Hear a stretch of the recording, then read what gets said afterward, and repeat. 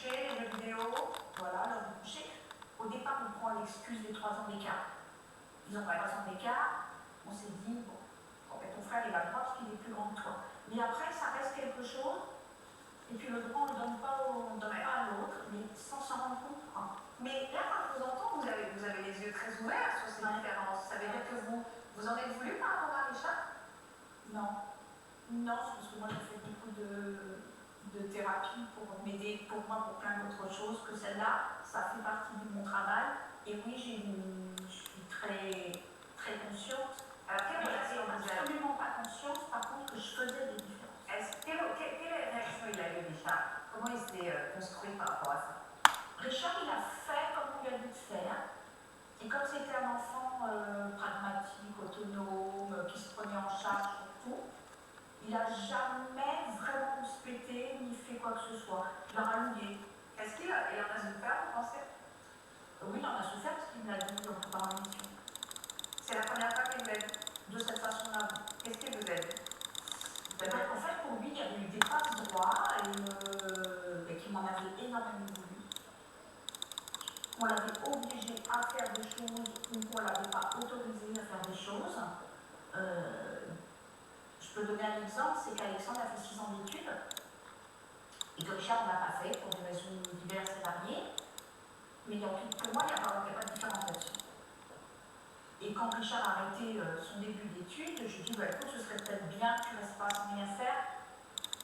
Parce que je te connais, tu ne vas pas être bien. Est-ce que tu trouves un petit boulot ou une idée de faire quelque chose?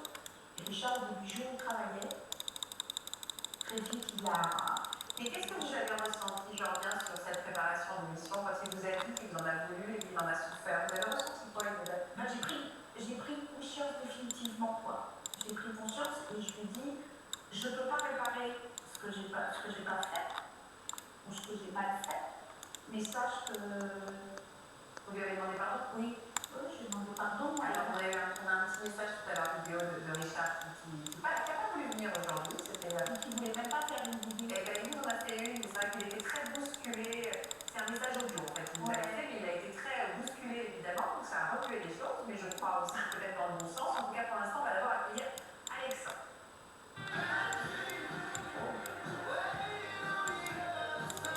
Bonjour Alexandre. Ça va? Bien sûr, ça va. Je vous en prie, installez-vous. Vous avez écouté tout ce qu'elle a dit? Oui, un petit peu. Je me suis demandé, parce qu'on parlait de culpabilité, si on peut culpabiliser aussi d'être chouchou? Non, parce que, comment dire, ça avec c'est des choses qu'on a peut-être eu conflit par rapport à ça, on les a ressentis assez tard. Comme j'entendais ma mère parler de passe-droit. Vous constatiez les différences entre lui et vous? Si elle n'avait pas verbalisé, moi je sais pas, comment on dit, arrivé à l'âge adulte, quand j'ai eu de l'argent de poche ou des aides financières par exemple, dont mon frère n'a pas bien occupé d'argent de poche, des aides financières par exemple, ou bien pour acheter ma première voiture, là j'ai senti une différence au niveau de l'enfance. Non, je n'ai pas vu. Et alors, quand vous sentez que vous avez une aide pour l'achat de cette voiture ou autre, et que votre frère n'a pas eu, qu'est-ce que vous ressentez à ce moment-là? Vous êtes mal à l'aise? Ou pas? À l'époque, en fait, avant que mon frère me fasse comprendre, non, je n'ai pas forcément ressenti ça. Et quand il vous dit, vous ressentez quoi? Ça se dit tout aujourd'hui, parce qu'aujourd'hui on a quand même tout ça à plat. Mais à l'époque, je me suis senti un peu.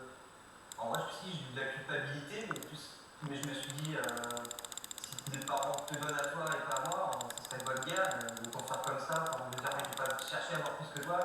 Je pense que j'ai essayé d'avoir ce discours-là avec lui à un moment. Quelle relation vous avez avec votre mère aujourd'hui? Avec ma mère, ça va bien. Moi, j'essaie de me détacher peut-être un peu de l'aspect émotionnel, de ne pas lui raconter tout, dès que ça va pas, j'ai pas envie de lui dire pour qu'elle soit. Pour la protéger? Ouais. Ou pour juste grandir?